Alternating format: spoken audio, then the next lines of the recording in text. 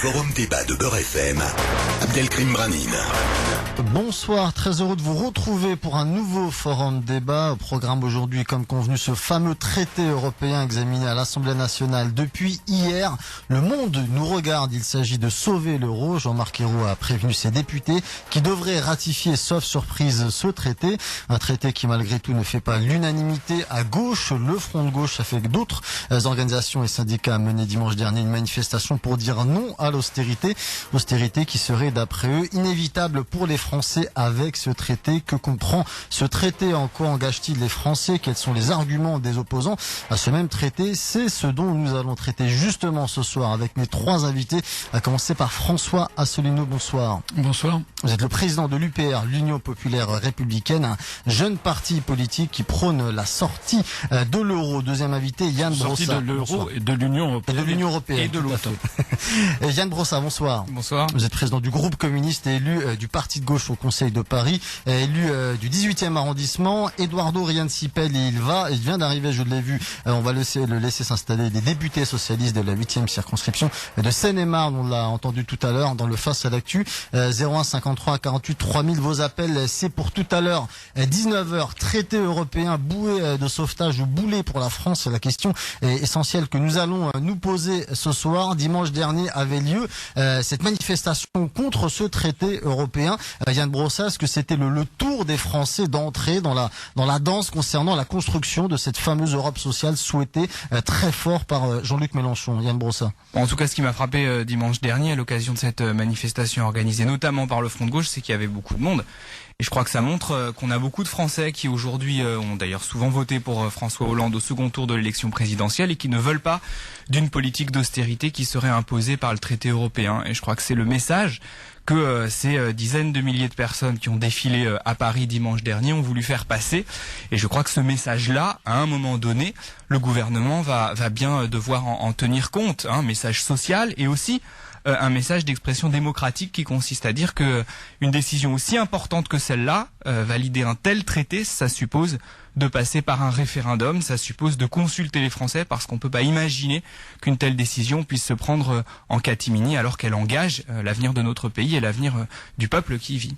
Alors le Front de gauche, ce n'est pas votre famille politique, François Asselineau, mais tout de même, ces manifestations, est-ce que c'est la preuve que les Français veulent dire non à ce traité européen, François Asselineau? Alors d'abord, ma famille politique, je me permets d'insister sur le fait que le mouvement politique que j'ai créé est un mouvement qui se situe au-dessus du clivage droite-gauche, pour les raisons que vous connaissez sans doute vos auditeurs, mais que je me permets de rappeler, c'est que nous proposons aux Français de se rassembler, quelle que soit leur famille politique, pour sortir de l'Union européenne, de l'euro et de l'OTAN. Et nous avons d'ailleurs maintenant une majorité de nos adhérents qui sont de sensibilité de gauche, même si on a encore un certain nombre d'entre eux qui sont également du centre ou de droite.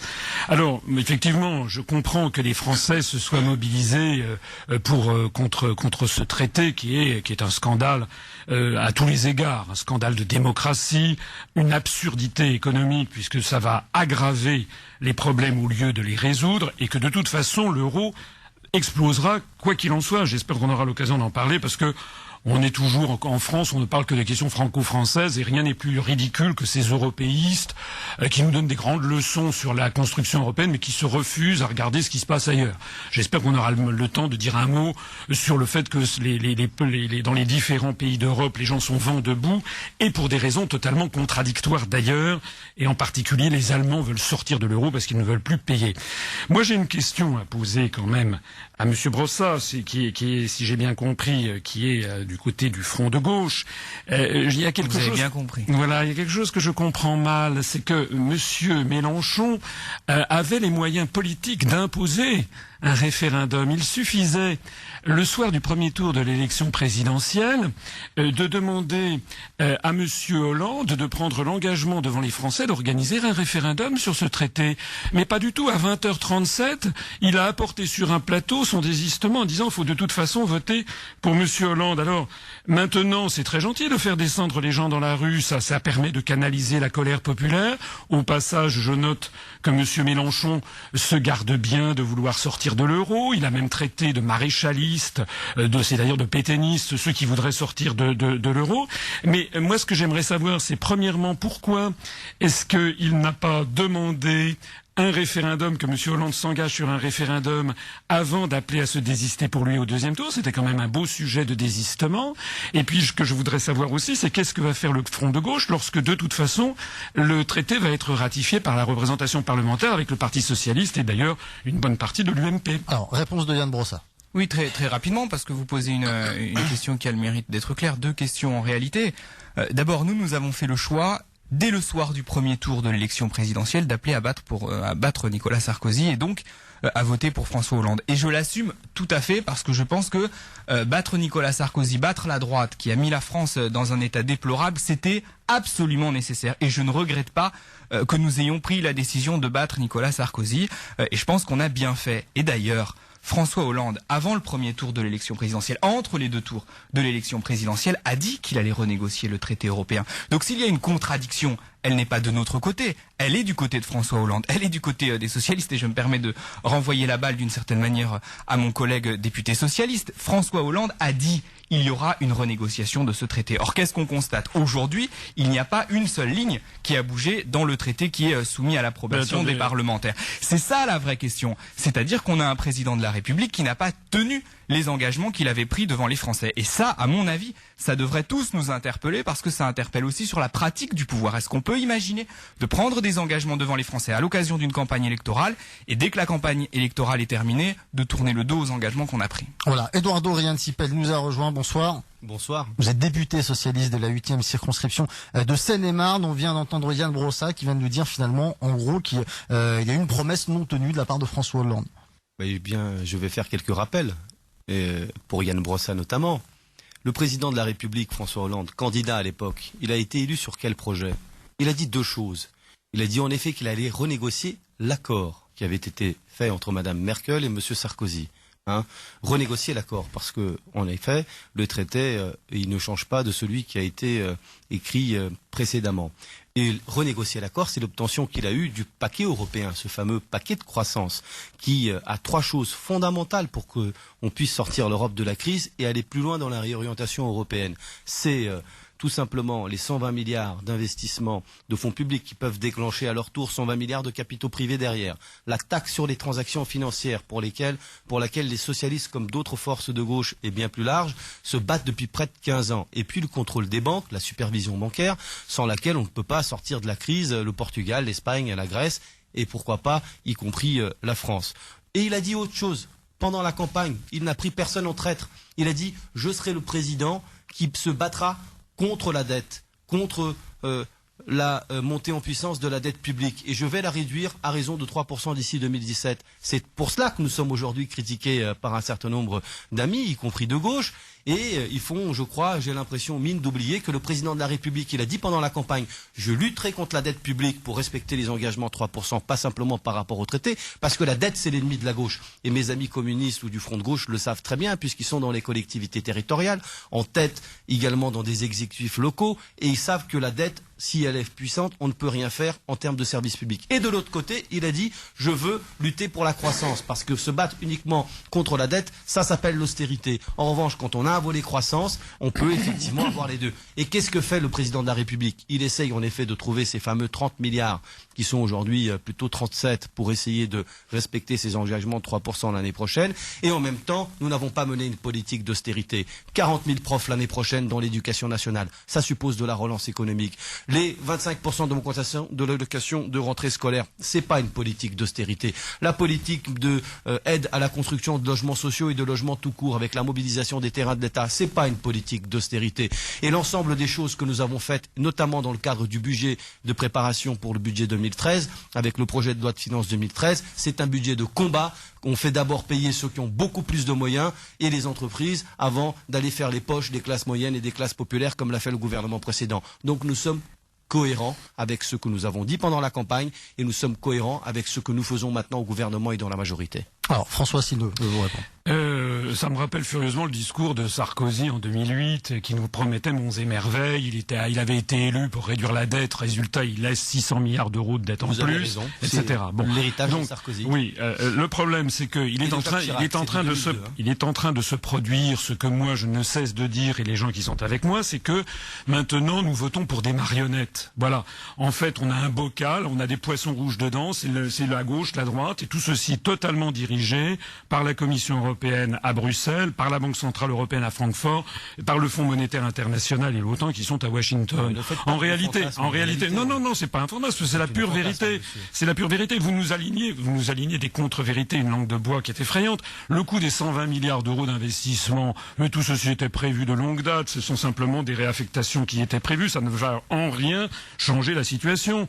Le fait qu'on nous annonce qu'on va pas aller vers une récession, je suis désolé, tous les modèles économétriques, tous les économistes, j'étais hier soir d'ailleurs invité de Frédéric Tadei sur Ce soir ou jamais, il y avait Daniel Cohen de la fondation Terra Nova proche du Parti Socialiste, il était le premier à dire que c'est la catastrophe et que nous allons vers des années de plus en plus difficiles.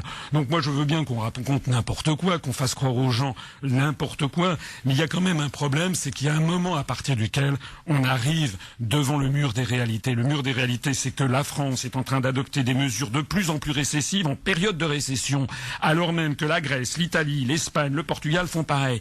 Non seulement l'euro ne sera pas sauvé, l'euro de toute façon explosera, parce que d'abord les Allemands et les Néerlandais n'en veulent plus, mais en plus on va plonger tout un continent dans une récession qui ne peut mener qu'à un appauvrissement général de la population et aussi à des explosions sociales de plus en plus violentes. Alors, il est déjà 18h55. On va faire une première pause et je vous redonne la parole dans un instant, notamment à Yann Brossa qui l'a demandé. 01 53 48 3000. On parle traité européen, on parle austérité, on parle euro. On attend aux appels. À tout de suite. Le forum débat de Beurre FM. L'information autrement. Le forum débat de Beurre FM. Abdelkrim Branine.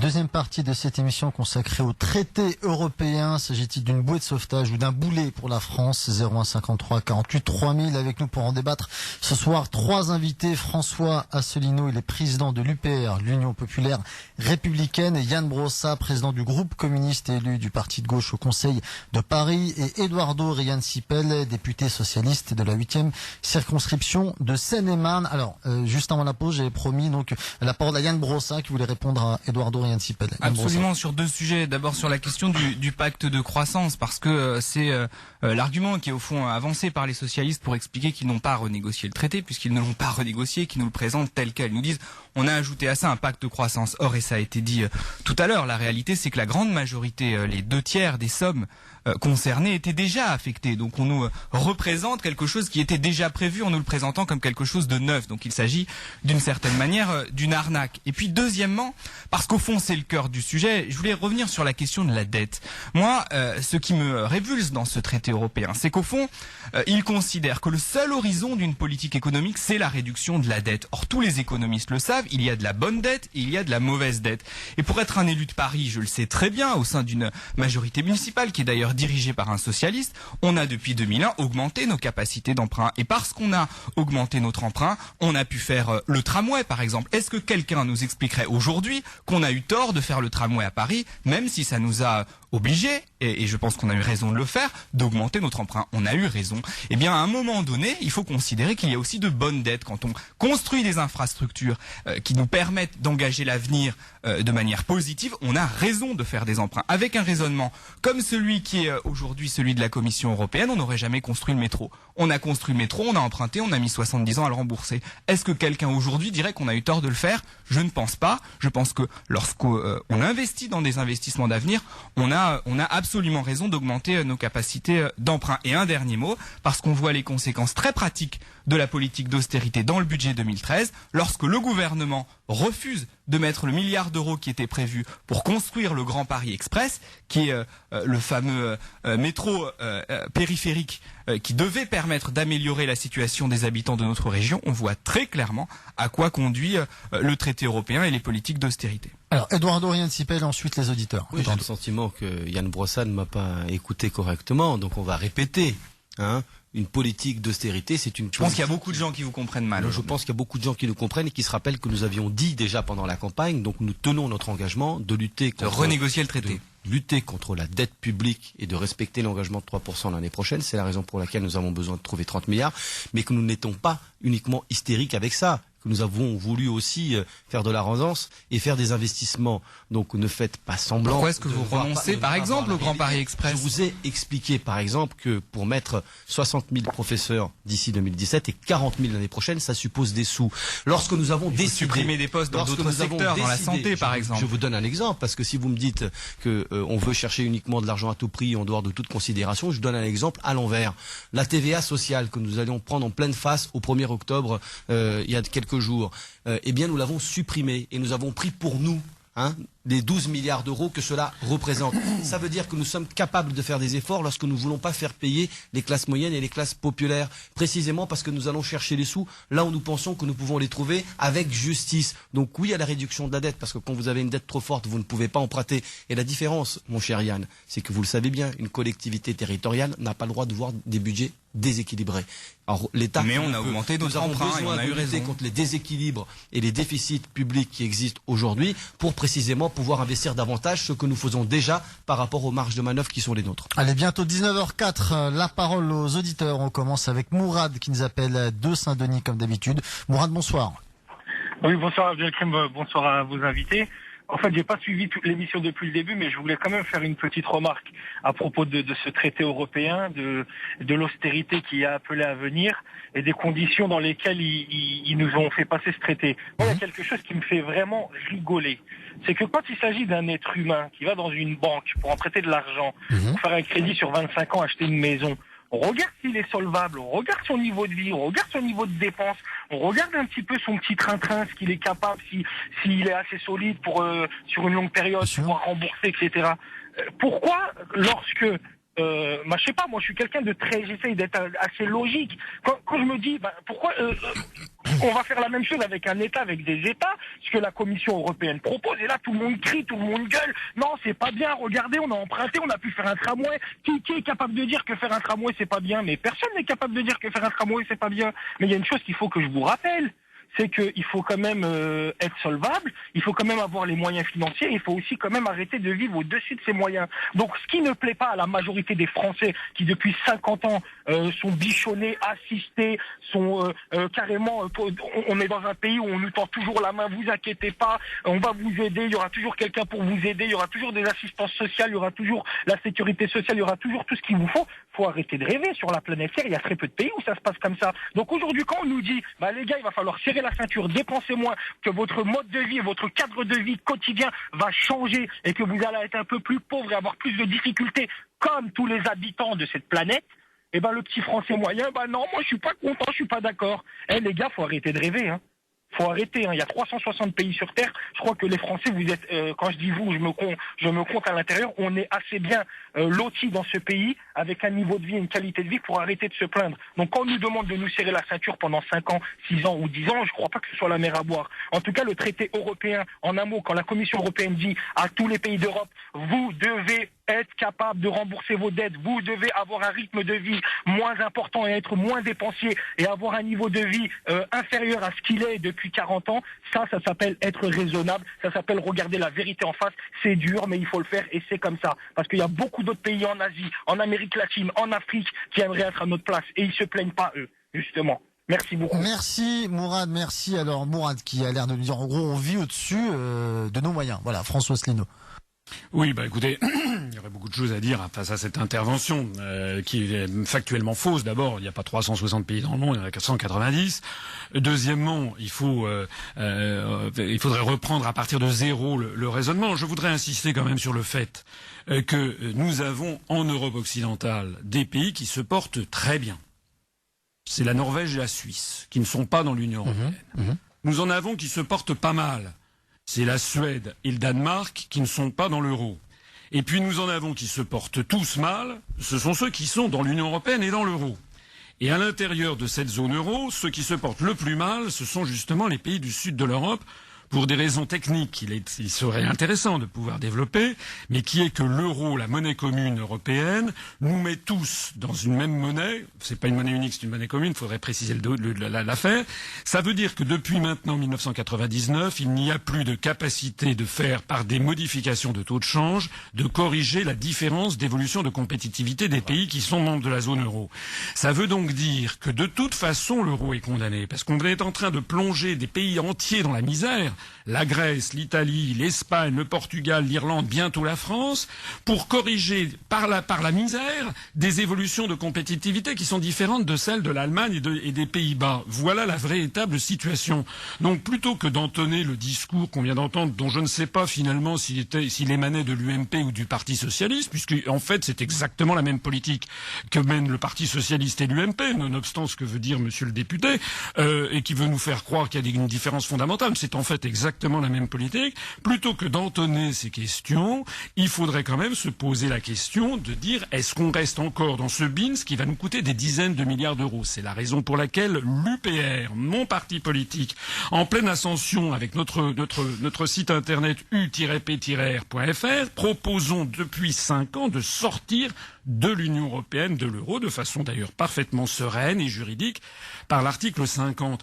Je voudrais quand même poser une question aux députés socialistes. Comment peut-il nous dire que ce traité est formidable et qu'il ne va pas aggraver la récession, alors même que ses alliés EELV ont décidé de ne pas le voter précisément parce qu'ils font la même critique que celle que je fais et que fait d'ailleurs le Front de gauche, à juste titre, et que font également des députés socialistes comme M. Cherki ou Mme Linemann qui sont vent debout. C'est-à-dire que le Parti socialiste lui-même n'est pas d'accord et qu'il va donc avoir recours à l'UMP pour faire passer ce traité félon. J'aimerais qu'il m'explique quelle est sa vision des choses. Une dizaine de députés socialistes qui vont pas ratifier le traité. Et comment ça se passe au PS d'ailleurs ? 197. Moi je vais vous expliquer. Mais c'est vrai que quand on n'est ni de droite ni de gauche comme vous, on a du mal, en effet, je le comprends, à faire la différence entre le PS et l'UMP. J'ai jamais dit que ce traité était formidable.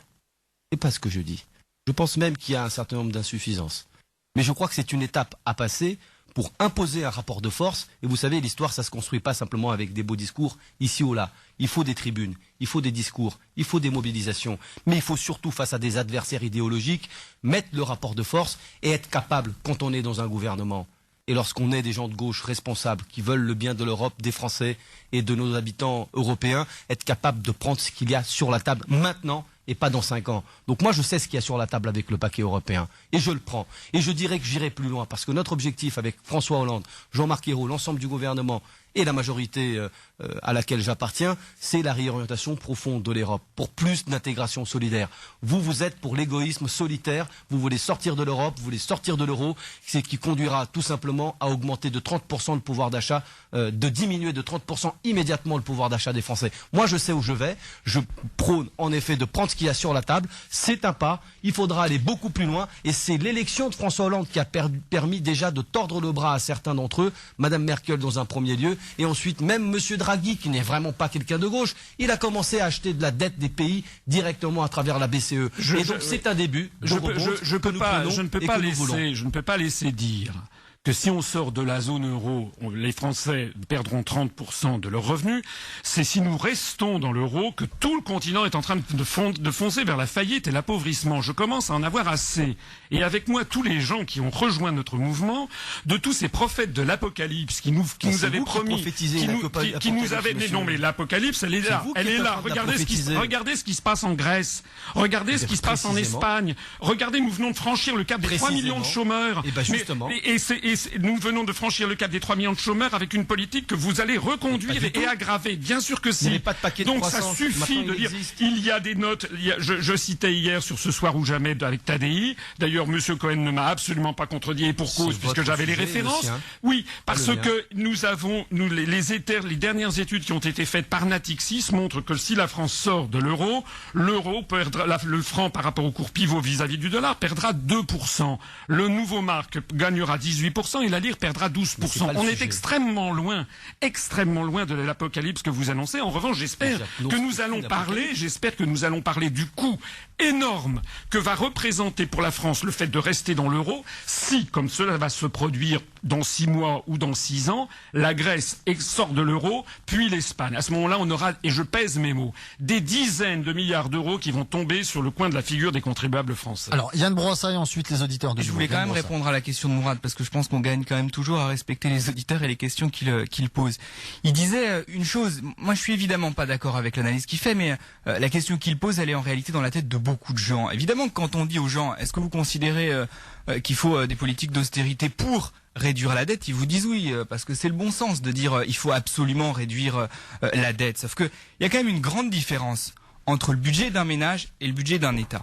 C'est que quand on est dans le cadre du budget d'un ménage, la seule marge de manœuvre qu'on a, c'est de réduire les dépenses, parce que vous pouvez pas augmenter vos recettes du jour au lendemain, à moins de travailler le jour et la nuit et de faire des heures sup à n'en plus finir. Donc, vous n'avez pas d'autre marge de manœuvre que de baisser les dépenses. En revanche, un État, il a la possibilité d'augmenter ses recettes. Et si la dette a été à ce point creusée au cours des dernières années, en particulier lorsque Nicolas Sarkozy était président de la République, c'est parce que les impôts des plus riches ont été considérablement diminués. Donc la dette a été accrue par ce biais-là. Et ce que je dis aujourd'hui, c'est que la priorité, si on veut lutter contre la dette, c'est d'augmenter les recettes. Et donc, on n'a pas besoin de passer par des politiques d'austérité qui consistent à couper dans les services publics et qui consistent finalement à affaiblir ce qui fait la force de la France, à savoir d'avoir un État qui fonctionne et qui fait quand même la fierté de notre pays. Alors, en un mot, Eduardo Riancibel. Vraiment un mot, parce que je sais que les auditeurs attendent, mais pour répondre à Yann Brossaille, qui a tout à fait raison là-dessus. Et c'est la raison pour laquelle, entre juin et fin juillet, nous avons voté le projet de loi de finances rectificative pour l'année 2012, où nous avons tout simplement supprimé toutes les injustices fiscales qui avaient été votées par le gouvernement de Sarkozy. Nous avons supprimé la TVA fiscale, nous avons supprimé la défiscalisation sur les heures supplémentaires et beaucoup d'autres dispositifs qui plombaient les finances. Mais d'ailleurs, ça, le Front de Gauche l'a voté. Mais ça n'est pas suffisant pour redresser l'ensemble des comptes publics. Alors, 19h14, on écoute Ahmed qui nous appelle de Créteil, 94. Ahmed, bonsoir. Bonsoir Abdelkrim et bonsoir à vos invités. Écoutez, moi je me pose des questions qui sont très très simples. Les socialistes ont refusé d'inscrire la règle d'or dans la Constitution sous le règne de Sarkozy. Or aujourd'hui, ils la reprennent à leur compte. Je me pose une question qui est très simple, c'est comment, avec un déficit de 3% non atteint, on pourrait demain, avec un déficit probable de 0,5%, réussir à redresser l'économie de notre pays. Ça c'est le premier point. Ensuite, j'aimerais savoir est-ce que les socialistes vont inscrire cette règle dans la Constitution, auquel cas ils devraient passer par le référendum et me consulter en tant que citoyen, ou est-ce qu'ils entendent légiférer, c'est-à-dire passer outre le pouvoir du citoyen?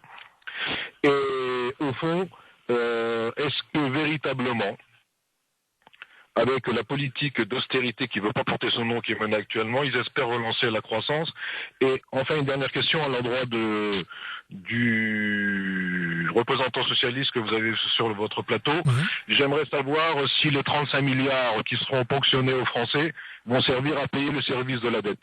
Je vous remercie et bonne soirée. Merci Ahmed pour ces questions. Alors on va faire une pause. Il y a beaucoup de questions de la part d'Ahmed. On va essayer d'y répondre. Enfin, mes invités vont essayer d'y répondre juste après la pause. Et après celle-ci, on écoutera également Hakim qui nous appelle d'Aulnay-sous-Bois, 01 53 48 3000. On parle euro, on parle traité européen. Tout de suite.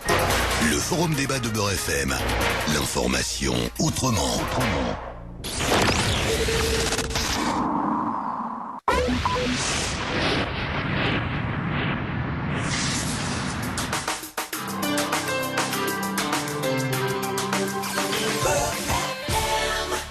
Le forum débat de Beurre FM.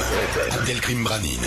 Pile 19h19, c'est la troisième partie de cette émission. Juste avant la pause, Ahmed de Créteil vous a posé essentiellement à Eduardo Riancibel un certain nombre de questions assez techniques, mais quand on sait que c'est un fiscaliste, Ahmed, on le connaît à la radio, on comprend mieux pourquoi il parle beaucoup de chiffres. Alors, Eduardo Riancibel. Merci, c'est très simple les questions de votre auditeur. La règle d'or qui devait être inscrite sur la Constitution si Nicolas Sarkozy avait gagné la présidentielle, eh bien elle n'existera pas. Parce qu'elle ne sera ni inscrite sur la Constitution, ce sera une loi organique relative aux lois de finances, c'est la grande différence. Autrement dit, c'est le Parlement qui décide, Et donc ce n'est pas ailleurs que ça se décide. Et puis nous avons, je crois, été élus pour pouvoir représenter ceux qui ont bien voulu nous accorder leur confiance. Sur le déficit des 0,5%, il y a une différence qui permet de voir précisément que nous ne sommes pas sectaires sur les questions de déficit. Nous distinguons le déficit structurel qui lui effectivement ne doit pas dépasser 0,5% et le déficit conjoncturel qui lui plutôt 3%, ce qui permet précisément d'enlever les difficultés d'un moment qui ne sont pas structurelles et qui permettent justement d'avancer autrement. Et ensuite, les intérêts de la dette, non, les 30 milliards, c'est pas pour payer les intérêts de la dette, même s'il faut payer les intérêts de la dette. Je donne quelque chose de très simple. Le président de la République a été élu pour redresser la France dans la justice. Comment est-ce qu'on le fait? Sur ces 30 milliards, vous avez qu'il y a les 3 tiers, 10 milliards pour les ménages, 10 milliards pour les entreprises et 10 milliards pour les réductions de dépenses publiques.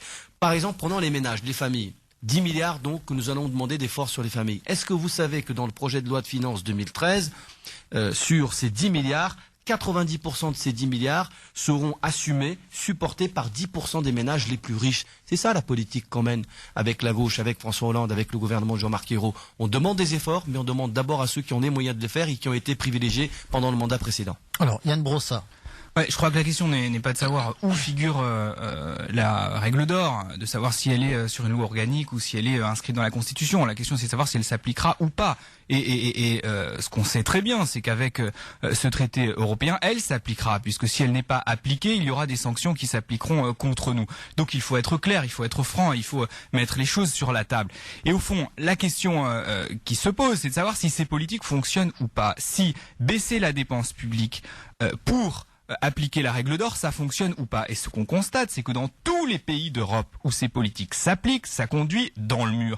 En Grèce, on en est au 9e plan d'austérité. Les plans d'austérité s'enchaînent les uns après les autres. Les peuples sont dans des difficultés qui sont de plus en plus importantes et la dette s'accroît. Moi, ce que je dis, c'est que c'est un cycle infernal, un cercle vicieux et qu'à un moment donné, lorsque des politiques qu'on applique partout en Europe échouent et nous conduisent dans le mur, on a le droit de considérer qu'il faut peut-être changer de politique. Et ma conviction d'ailleurs, c'est que François Hollande ne tiendra pas 5 ans sur cette ligne-là et qu'à un moment donné, il va bien falloir qu'il change de politique. Parce que si on continue comme ça, alors on ne résout rien. Parce que vous avez beau dire qu'on crée un certain nombre de postes, et c'est très bien dans l'éducation nationale, mais vous savez très bien que vous dites aussi qu'on est de manière globale sur une stabilité des effectifs de fonctionnaires et que donc on diminue des postes dans les hôpitaux, on diminue des postes au ministère de l'écologie alors que dans le même temps vous dites que c'est une priorité et donc on est bien dans une logique qui consiste à contracter la dépense publique et à mon sens, comme partout en Europe, ça nous conduira dans des difficultés encore plus importantes. Et bien à un moment donné, il faut peut-être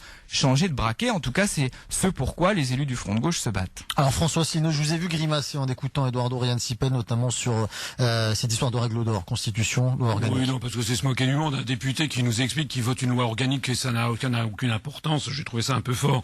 Donc non, vous avez entendu ça. Soyez sérieux vous-même. Oui. Où avez-vous entendu ça? Vous nous avez dit la règle d'or n'existera pas puisqu'elle ne sera pas dans la règle d'or, c'était l'inscription de la règle des 3% dans la Constitution. C'est exactement la même chose. Pas le faire. Je voudrais revenir à des choses plus importantes. La réalité que peuvent constater tous les auditeurs et tous les Français, c'est qu'en fait, on a voté Hollande pour chasser Sarkozy et c'est exactement la même politique.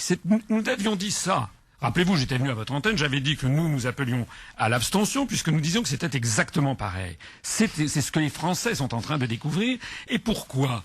C'est pas parce que M. Hollande a le plaisir de trahir, c'est pas vrai. C'est tout simplement parce que nous élisons des marionnettes. Ce n'est plus la France qui décide. Tout ça est décidé même pas par la Commission européenne, c'est décidé par la Banque centrale européenne, c'est décidé par le Fonds monétaire international, c'est décidé par une espèce de dévotion au grand marché financier. Donc moi, la première chose, ce qui serait normal s'il y avait un gouvernement de gauche, c'est que d'abord il se pose la question quelle est l'origine de la dette? D'où ça vient? Monsieur Sarkozy a laissé 600 milliards d'euros de dette. Il avait été mandaté pour ça? Les Français qui vont travailler tous les matins, pourquoi d'un seul coup on leur dit sur le coin du museau qu'ils ont 600 milliards d'euros de dette? D'où ça vient?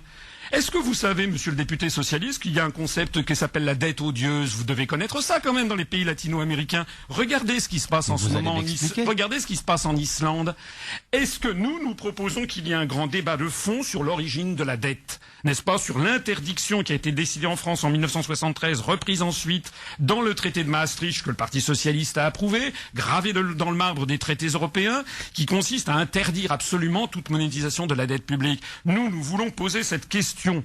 J'observe également, parce que je suis aussi coriace que vous, que personne ne parle de l'euro. C'est l'euro qui plonge l'ensemble des pays du sud de l'Europe dans une crise sans fin, et l'une des raisons fondamentales de l'augmentation de la dette, c'est que justement il faut des amortisseurs sociaux, et que actuellement on est arrivé au bout de ces amortisseurs sociaux qui étaient l'augmentation de l'endettement. Vous ne touchez en rien au problème de l'euro qui est en train de nous emmener dans le mur. Je voudrais répondre aussi au député socialiste qui m'a dit sortir de l'Union européenne, c'est s'isoler. Mais de qui se moque-t-on? De qui se moque-t-on? Pourquoi est-ce que le fait d'être comme la Suisse ou la Norvège, ce serait s'isoler du monde? J'ai déjà eu l'occasion de répondre. C'est un des grands classiques de la propagande européiste qui veut nous faire croire ça. C'est d'autant plus savoureux que monsieur, excusez-moi, je connais votre prénom Eduardo, que je trouve chantant, que je trouve un joli prénom, est d'origine brésilienne. Nous ne cessons de dire que la construction européenne nous coupe du reste du monde, nous coupe des pays latino-américains, nous coupe des pays francophones d'Afrique, nous coupe des pays du Moyen-Orient, nous enferme dans une espèce de glacis géopolitique sous la domination de l'OTAN et de l'Alliance Atlantique, qui d'ailleurs, et ça serait quand même bien qu'on en dise un mot, va bombarder, après la Libye, se propose à aller intervenir en Syrie, jouer les gendarmes du Moyen-Orient, d'ailleurs avec le soutien, du moins en Libye, de monsieur Mélenchon. Donc c'est de ça qu'il faudrait parler aussi. C'est pour ça que je dis sortir. On interdit tout débat en France sur cette question fondamentale de l'Union européenne et de l'euro, et la seule chose que tolèrent les gens de l'UMP et du Parti socialiste, et d'ailleurs rejoint par monsieur Mélenchon, c'est de débattre en vase clos comme si nos engagements internationaux, notre appartenance à l'Union européenne, à l'euro, étaient de toute façon intangibles et ne pouvaient pas être remis en question. Alors, je vous donne la parole dans un instant. On va écouter Hakim Delnay-sous-Bois, comme promis, qui attend depuis un certain moment. Hakim, bonsoir. Bonsoir Abdelkrim et bonsoir à votre invité. Moi, je suis tout à fait d'accord avec l'intervenant qui vient de passer là à l'instant. Ces gens-là ne sont que des laquais, de toute façon, des Américains. Ils sont des laquais des banquiers. Ces gens-là sont au service des banquiers. Ils se lèvent le matin, ils reçoivent des ordres et ils se couchent en ayant essayé de planifier les ordres que leurs maîtres leur ont donnés. Ce sont les pires traîtres, de toute façon, c'est ceux-là. Ils sont ceux qui sont en train de détruire la France. Et monsieur, l'histoire se souviendra de vous. Vous inquiétez pas, il y a beaucoup de gens qui sont en train de travailler pour sortir l'histoire. Et nous savons que ça vient de très très loin. Et après, on va s'occuper de vous, gentiment, bien comme il faut. Vous êtes des assassins de l'humanité. Ok ? C'est vous qui êtes responsable de tout ça. Tout ce qui est en train de se passer, des familles qui sont à la rue, des enfants qui meurent partout, des problèmes en Afrique. On a foutu la merde partout. Ok ? Alors toutes les affaires en France depuis 30 ans, cette magouille politico-financière, et les gens ne sont pas encore réveillés, mais il est temps que dans ce pays, on se réveille et qu'on demande des comptes à ces gens-là. Ils ont volé la population. Ils sont en train de mettre la population en esclavage. Ces gens-là, il faut qu'ils remboursent ces fameux banksters. L'histoire est là pour en témoigner. Ça ne date pas d'aujourd'hui. Ok ? Alors, tout ce qu'on dit aujourd'hui, on le dit gentiment.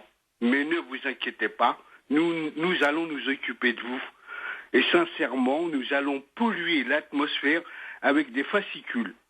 Ok ? On va tout dénoncer. Vous inquiétez pas. Amusez-vous bien. Sur ce, Abdelkrim, je vous souhaite une bonne soirée. Merci Hakim, très bonne soirée également. Hakim qui a évoqué ce terme qui circule dans les milieux, dans le jargon de banksters. On sait que François Hollande avait dit mon ennemi c'est la finance. Il était allé dire à Londres le contraire. Il avait dit vous inquiétez pas, j'ai dit ça simplement pour bobarder les Français. Eduardo Riancipel. Oui, mais malgré tout ce que vous dites et tout ce qui a été dit, etc., il a été quand même élu. Il a été élu, vous savez pourquoi il a été élu? C'est parce qu'il a eu du 1er au 27 janvier, selon les références du CSA, il a eu droit à 3600 minutes, n'est-ce pas, sur la première chaîne sur les chaînes de télévision cumulées. Donc effectivement, il a été promu, lui et monsieur Sarkozy. Voilà. Effectivement. Donc à moins de nier la démocratie ou de ne pas vouloir se présenter ou dire que toujours le peuple se trompe. Donc mais non, le peuple ne se trompe pas du tout. Simplement, non, c'est vous qui supprimez le peuple. Vous ne voulez pas procéder au référendum référendum. Écoutez, vous rigolez ou quoi? Moi, j'ai été élu par un certain nombre de gens sur ma circonscription et j'aurai des comptes à rendre comme tout le monde. Oui, mais si monsieur Hollande avait bénéficié de 0 heure, 0 minute et 0 seconde à la télévision française, comme lorsque j'ai présenté ma candidature, est-ce que vous croyez que par ses qualités personnelles, il aurait pu être candidat? Si vous permettez, je vais juste terminer. Alors, Eduardo Riancipal, allez-y, terminez. Je ne réfute aucune question. Et le malabarisme verbal, ça ne m'intéresse pas. Je vais essayer de répondre dans la clarté en assumant mes positions. C'est très simple. J'ai trouvé les propos de l'auditeur un peu excessifs. Les les machins, c'est le grand complot. Il y a des choses qui sont vraies et puis il y a des choses où on ne voit pas très clair, où l'on veut venir. S'il s'agit de dire que, en effet, il faut réguler la finance.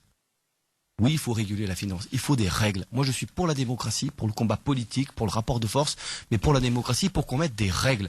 Et le problème de l'Union européenne et le problème de la construction européenne, c'est que beaucoup se sont servis de la construction européenne pour détricoter des règles qui avaient été établies dans le cadre de l'État-nation depuis la sortie de la Seconde Guerre mondiale.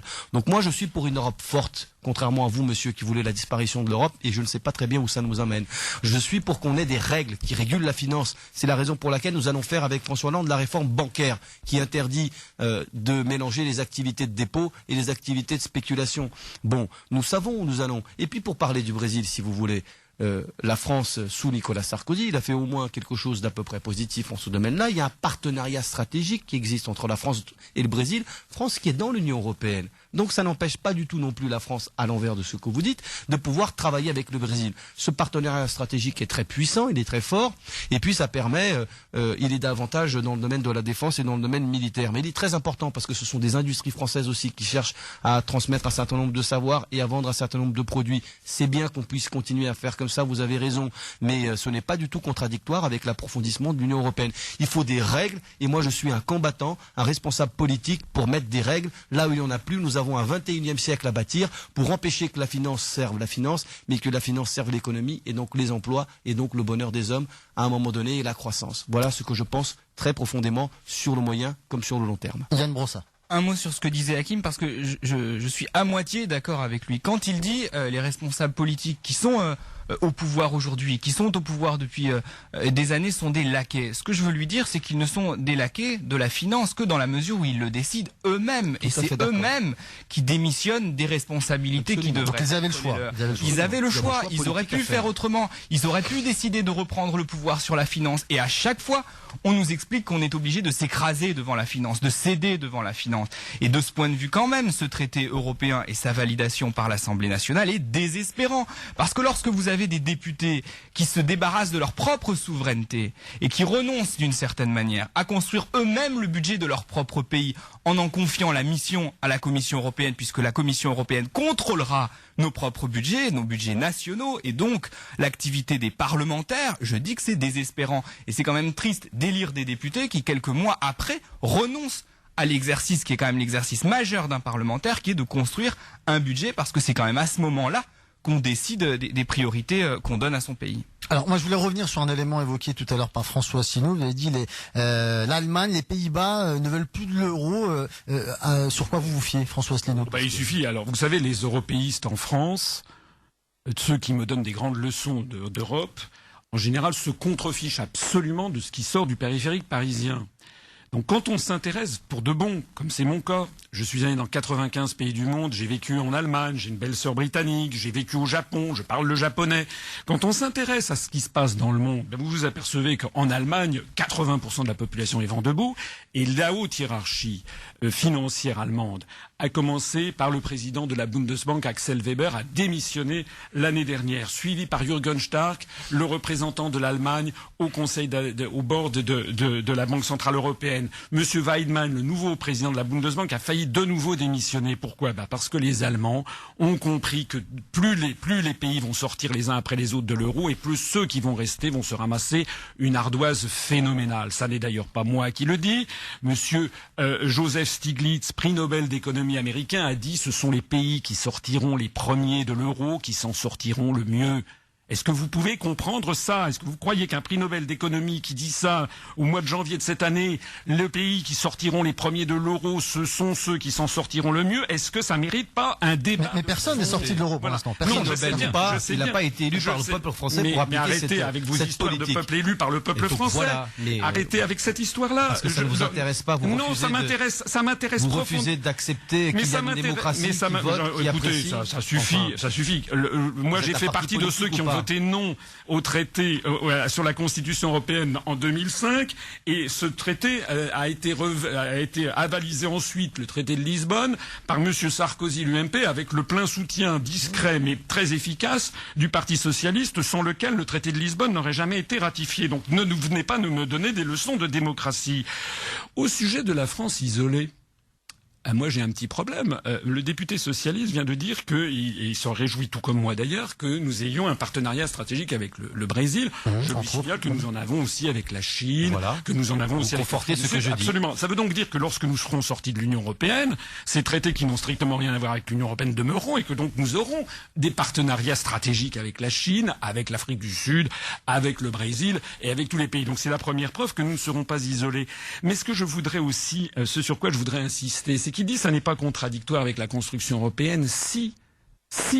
Parce que tout le discours, dès que vous débattez dans un forum, que vous rencontrez des dirigeants européistes, ils vous expliquent toujours qu'il faut faire absolument l'Europe, sinon on va être bouffé par les Chinois. Il y a le péril jaune, le péril indien, le péril arabe. Voilà. Donc tout le temps, ils sont en train de vous dire ça. Donc il faudrait quand même savoir ce que l'on veut. Nous n'avons pas peur du monde. Nous pensons que le 21e siècle, le 3e millénaire, c'est un monde où tous les pays seront en contact avec tout le monde, et nous n'avons pas à faire de différence entre les pays torchons et les pays serviettes.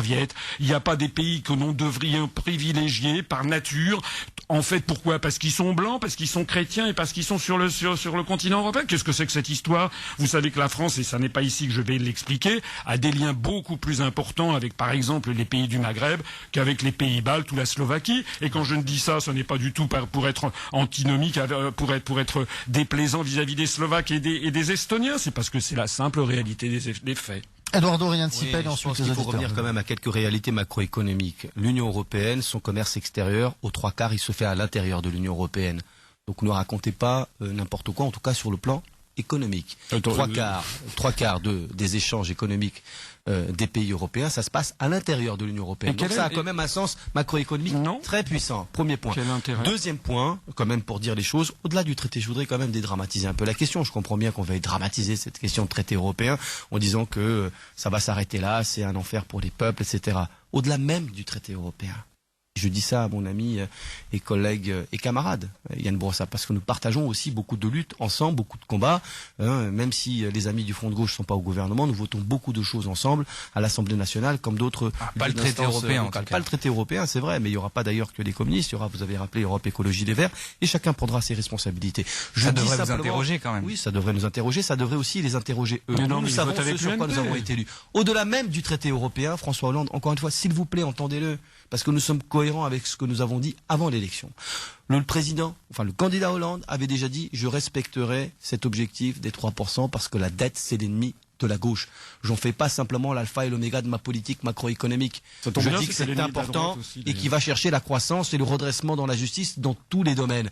Donc il avait dit avant même la question du traité européen qu'il allait respecter ça parce que ça lui semblait important. Il avait aussi dit qu'il renégocierait le traité. Il a dit qu'il allait renégocier l'accord et il a fait avec le paquet européen. Maintenant Yann, si vous voulez qu'on se rejoigne sur un point, est-ce que ce sera suffisant pour sortir de la crise et pour approfondir cette Europe puissante que nous voulons ensemble, parce que je ne doute pas de notre volonté de construire une Europe puissante. Je vous dis effectivement non, et il faut continuer le rapport de force. Après, nous avons besoin de toutes les forces de progrès pour aller beaucoup plus loin, parce que sinon nous allons avoir des gens qui face à nous, comme monsieur, veulent détricoter l'Europe, nous retrouver tout seuls. Mais nous ne nous retrouverons pas tout seuls. Il fait semblant de ne pas comprendre ce que je lui ai dit. Nous aurons toujours nos partenariats stratégiques avec le Brésil. Mais ce n'est pas suffisant. Le plus important, c'est que nous puissions négocier au jour. Alors messieurs, on va écouter les auditeurs.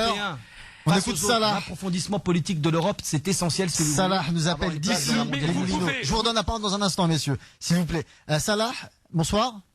Oui, bonsoir monsieur. Oui, on vous écoute, bienvenue. Vous êtes en direct, allez-y. Merci bien. Enfin, en fait, je voulais juste réagir par rapport à ce que j'ai écouté là, sur la radio, je suis un petit peu, quand même étonné du discours tenu par vos invités, socialistes ou de droite. J'ai franchement l'impression qu'ils ne vivent pas sur la même planète. Quand je considère en fait les promesses qui sont tenues à droite ou à gauche depuis plusieurs années, plus de prospérité, plus de travail, plus de croissance, etc. Si on fait la comparaison par rapport à ce qu'on voit aujourd'hui, c'est quand même étonnant. Il y a une paupérisation grimpante, un pouvoir d'achat en fait en baisse, un chômage en fait qui explose, des libertés individuelles qui baissent.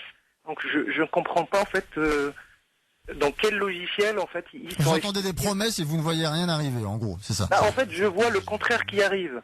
Donc je ne comprends pas en fait s'ils vivent dans la même planète que nous. Comment ça se fait en fait qu'ils continuent en fait toujours dans cette même rhétorique, beaucoup plus d'Europe, encore plus d'Europe, et en fait toujours en fait dans ces mêmes promesses, alors qu'on voit exactement le contraire qui se produit.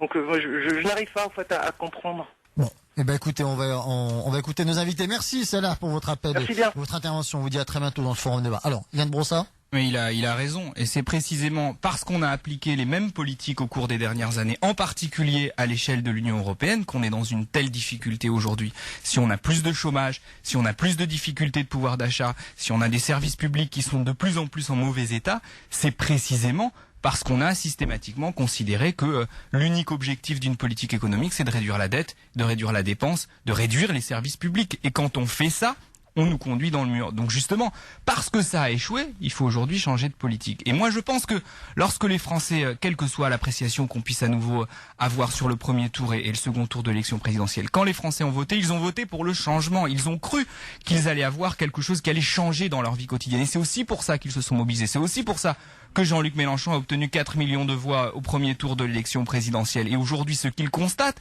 c'est que notamment en matière de politique européenne, tout continue comme avant. Et ça, précisément, c'est ce qui contribue à construire une fracture démocratique. Parce que quand vous votez et qu'au final tout continue comme avant, vous avez d'une certaine manière l'impression de vous être fait berner. François Asselineau. Moi je suis tout à fait d'accord avec ce que vient de dire Yann Brossa sur un certain nombre de points. Là où nous divergeons, c'est sur les conséquences qu'il en tire. Parce que il reprend à son compte ce que j'appelle moi un mauvais canular, qui est le fait qu'on va changer d'Europe. En 1979, pour les premières élections européennes, le Parti socialiste avait comme slogan « Changeons l'Europe ». Et en 2009, le Parti socialiste avait comme slogan « Changeons l'Europe.fr ». Ça fait donc maintenant 33 ans qu'on nous explique qu'on va changer l'Europe. Là où il y a un problème de fond, c'est que les interlocuteurs qui sont autour de cette table refusent de regarder en face les engagements qui figurent dans les traités. Nous avons, le député socialiste nous explique que Monsieur Hollande, taratata, va lutter contre les trucs, contre la sphère financière. Mais c'est quoi le panache blanc de Monsieur Hollande face à l'article 63 du traité sur le fonctionnement de l'Union européenne, par exemple, qui interdit d'interdire toute délocalisation, qui interdit d'interdire toute restriction au mouvement de capitaux. C'est à cause de l'article 63 du TFUE que Monsieur Montebourg ne peut faire que des moulinets, puisque de toute façon il va y avoir des délocalisations, que ça la plaise ou pas, tant qu'on n'aura pas remis en cause cet engagement international de la France qui est gravé dans les traités européens. Alors lorsque j'apprends que le député socialiste est allé accompagner les gens de Sanofi ou que je vois que Monsieur Montebourg, comme d'ailleurs son prédécesseur de l'UMP, allait faire de l'accompagnement social en passant la main dans le dos des grévistes parce qu'ils sont en train de perdre tous leurs emplois, mais je dis qu'ils se moquent du monde, parce que ça n'est pas le boulot d'un député, c'est pas d'être une nounou, une assistante sociale. Le boulot d'un député, c'est de dire je vais changer la loi et je vais interdire maintenant les délocalisations, c'est-à-dire il faut s'attaquer à l'article 63 du TFUE. Point.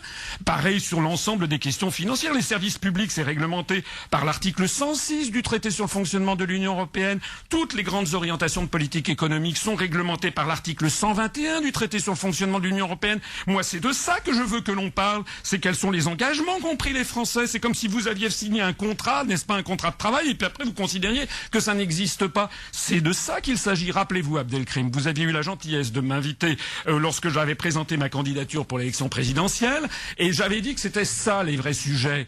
Je l'avais dit ou je l'avais pas dit? Tout le monde, grâce à Internet, maintenant les gens peuvent retrouver les débats. Et bien voilà, ces sujets reviennent, ils reviendront jusqu'à ce que tout explose. Tout le reste est littérature. Alors, réponse de monsieur le député Eduardo Riansipel, et ça va être votre conclusion puisque vous allez devoir nous quitter pour obligation. Eduardo Riansipel. Je vais simplement répondre à l'auditeur parce qu'il a posé un certain nombre de questions et je voudrais rappeler une chose.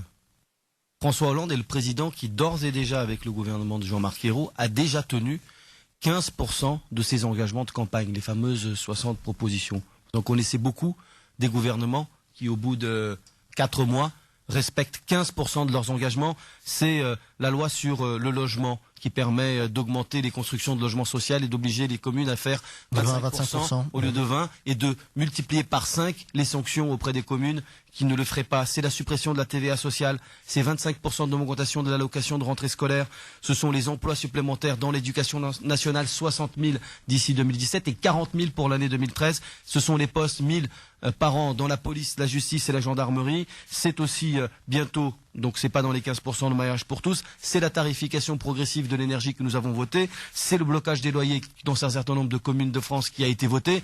Donc moi je demande à tous les auditeurs, à tous les citoyens d'apprécier ce qui se fait concrètement et non pas ce qui se dit ici ou là dans quelques salons que ce soit ou dans quelques presses que ce soit. Maintenant, manifestement avec notre ami, nous n'allons pas être d'accord sur l'Europe parce que moi je suis pour une Europe plus forte, pour mettre le rapport de force, ça s'appelle la politique et l'histoire. Mettre des rapports de force qui changent les choses concrètement. Et donc, vous pouvez effectivement citer le traité de fonctionnement de l'Union européenne. Il se trouve qu'il y en a un autre qui arrive, et qui arrive surtout avec le parquet européen, dans lequel il y a la taxe sur les transactions financières. Que les Anglais refuseront. Moi, je demande à mon collègue et ami Yann Brossa, qu'est-ce qu'il en pense de cette taxe sur les transactions financières.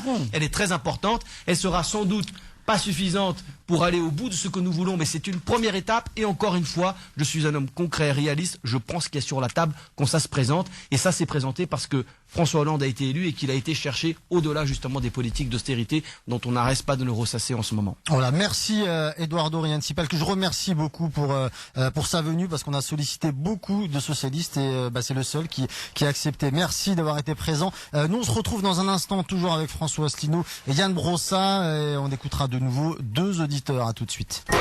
Le forum débat de Beurre FM. L'information autrement. Le forum débat de Beurre FM.